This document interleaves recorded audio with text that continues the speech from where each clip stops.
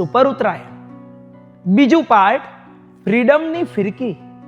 ચિંટુએ છગનને પૂછ્યું, પપ્પા, સફળ રાજકારણી કોણ બની શકે? છગને જવાબ આપ્યો, જે પહેલાથી જાણી શકે કે ટોળું કઈ દિશામાં જશે ને જે દોડીને એની આગળ ચાલી શકે.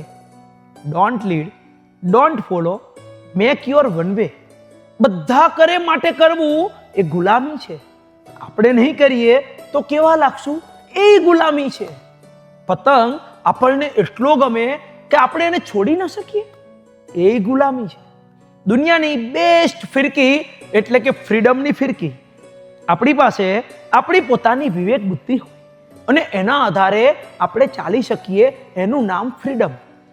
આપણે સાચે રસ્તે ચાલવા માટે આઝાદ હો, એનું નામ ફ્રીડમ. આપણે આપણા મનના ગુલામ ન હોઈએ, એનું નામ ફ્રીડમ.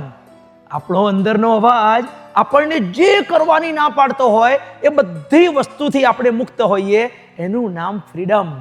ફ્રીડમ ઇઝ નાઇસ, પણ આપણને એનો ઊંધો અર્થ પકડી બેઠા છીએ. સ્વ પ્લસ તંત્ર ઇઝ ઇક્વલ ટુ સ્વતંત્ર. પોતે જ પોતાના કંટ્રોલમાં રહે, જેનાથી બીજાના કંટ્રોલની જરૂર જ ન પડે, એનું નામ સ્વતંત્ર. છગનના ઘર પાસે એક છોકરો ઊભો હતો. છગનને શંકા પડી. છગને એને પૂછ્યું, તારું નામ? શેરસિંહ. તારા પપ્પાનું નામ? શમશેરસિંહ. અહીં કેમ ઊભો છે? અરે, આગળની ગલીમાં કૂતરો છે. પ્રલોભનો એ પડકારો છે. એ પતંગ હોઈ શકે છે, એ કટકી હોઈ શકે છે, એ રૂપ હોઈ શકે છે. જે પડકારોમાં પડી જાય છે એ કાયર છે.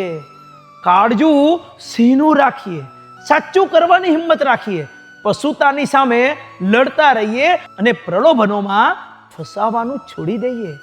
This is freedom, the real freedom.